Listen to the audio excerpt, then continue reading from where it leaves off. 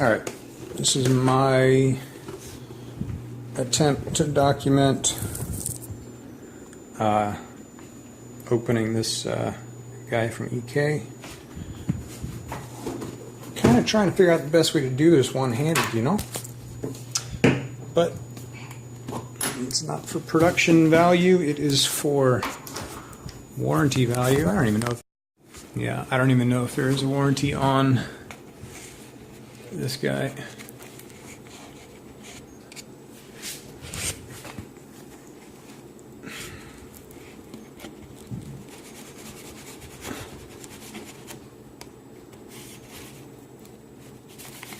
One-handed, don't judge me.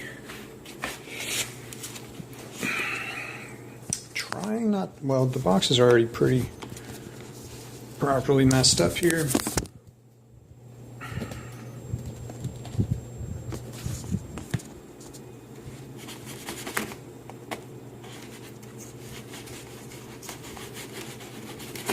One-handed Olympics.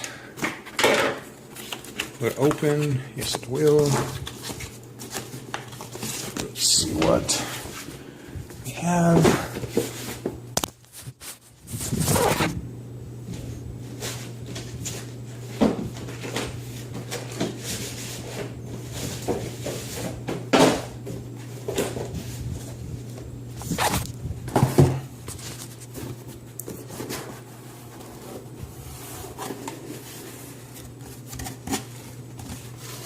Sure enough, there's a radiator in here. Whew. It smells like radiator. Spacing stuff was up here.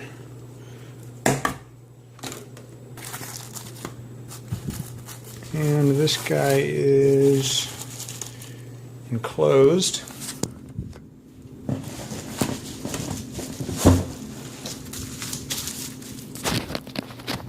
And pretty good amount. Here's that came with it. It was in between the box and the top of the radiator. Got sandwiched up in there.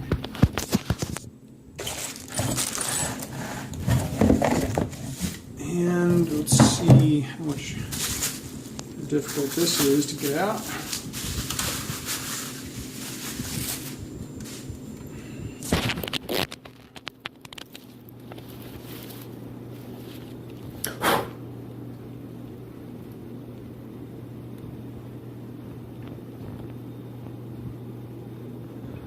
I know this is super bad camera quality. Hey.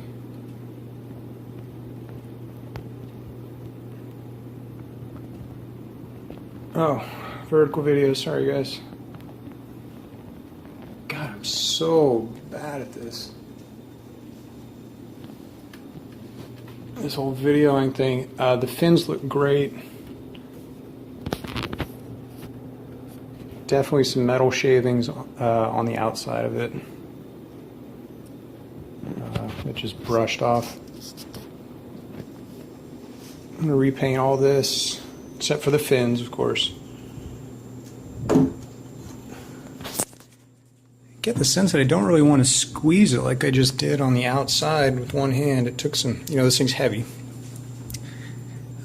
It took some strength to do that one-handed, so what we got going on up here?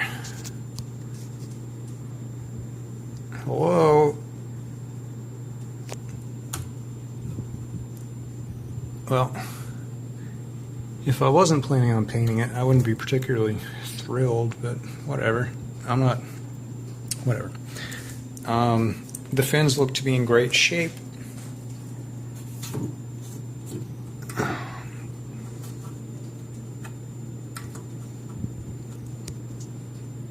That shouldn't be an issue. Backside.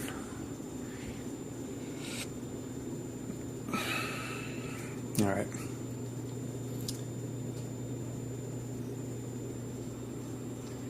Fins look good. I see one right there, kind of goofy.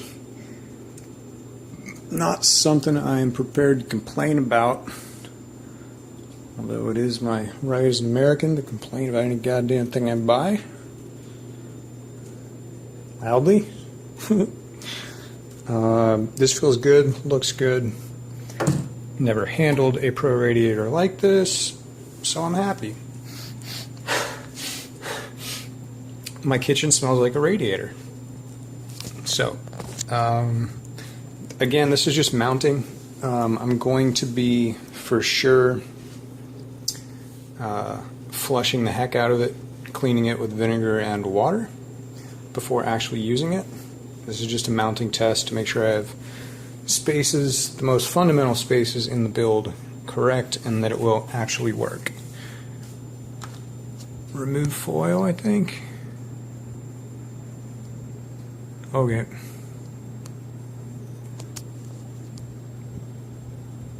No favors for me on this camera at the moment. Basically, it's an EK logo with a crappy sticker on it, protective quote-unquote sticker. Alright, so I'm going to get this guy mounted. What do we have here? I guess this would be 120.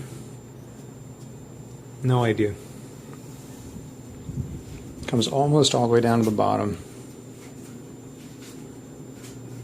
I will grab a fan, because a less insane build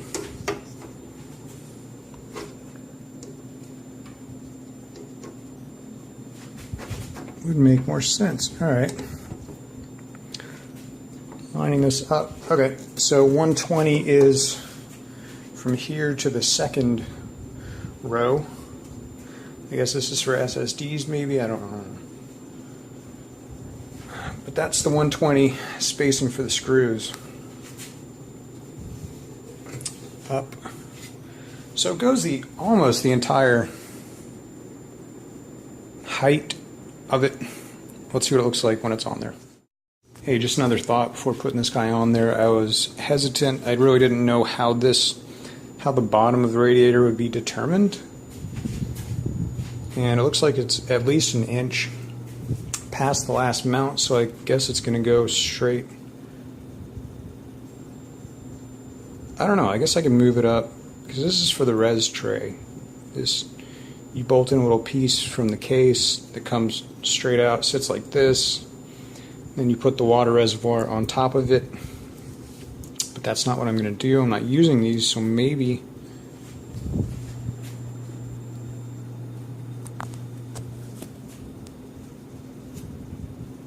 I can kind of set it a little higher if the spacing works out all the way up. It's going to be white. I'm going to paint it white anyway. I'd forgotten that. So I'm thinking aesthetics. The point of this quick video was that I was initially hesitant about the size of this actually impacting the function of the fan or fans that are around it. It's not too much bigger than these. There's my science. That's metric measurement right there.